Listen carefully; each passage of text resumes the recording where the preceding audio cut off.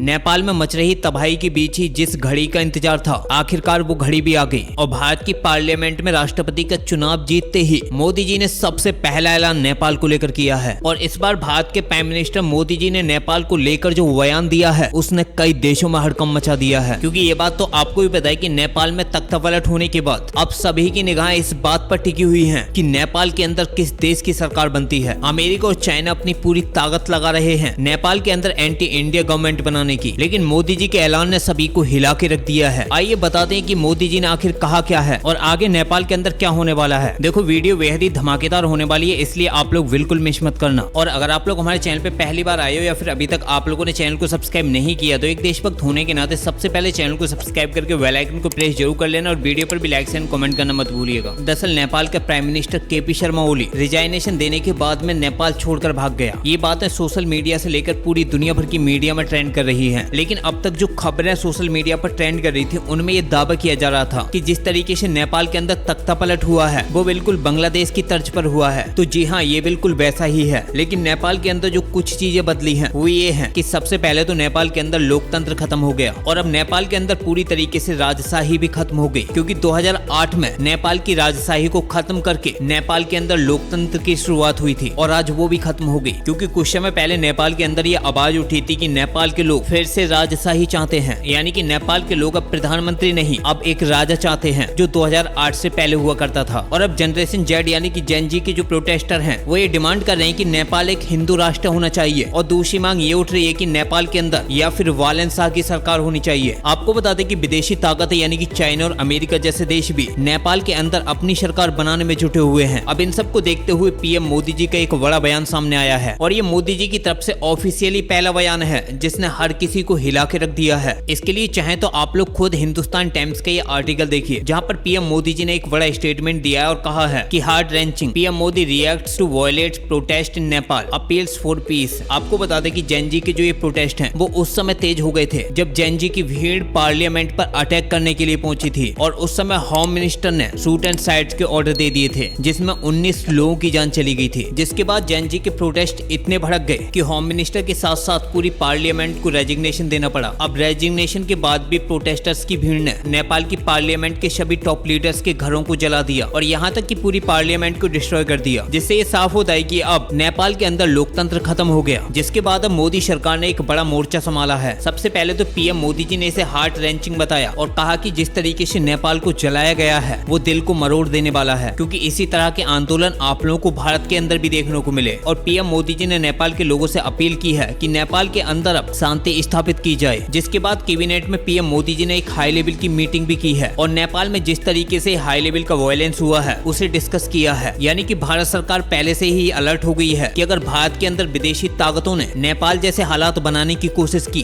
तो उनसे कैसे निपटा जाएगा। इसलिए अब भारत पूरी तरीके से नेपाल के अंदर भी तैयार हो गया है कि किस तरीके से नेपाल के अंदर प्रो इंडिया गवर्नमेंट बनाई जाए, क्योंकि केपी शर्मा ओली तो भारत का सबसे बड़ा विरोधी था जिसने भारत के हिस्से वाले लिपू लेक को लेकर भी भारत पर हमला करने की कोशिश की थी। अब सवाल ये उठता है कि आखिर ये वायलेंस बांग्लादेश से मिलते जुलते कैसे हैं। आप लोग उसके लिए आर्टिकल देखो। दरअसल आर्टिकल में साफ है कि school student shoot, women wrapped, Nepal influencers claimed on protest. और ये दावे नेपाली सोशल मीडिया इन्फ्लुएंसर ने किए हैं। अब आप लोग खुद सोचो कि प्रोटेस्ट की आड़ में किस तरीके से महिलाओं को निशाना बनाया जा रहा है, जिस तरीके से बांग्लादेश में बनाया गया था। हालांकि आप लोग अब इस खबर पर क्या कहना चाहते हो अपनी राय कमेंट बॉक्स में जरूर बताना। फिलहाल इस वीडियो में इतना ही, मिलते हैं एक नई वीडियो के साथ, तब तक के लिए जय हिंद जय भारत।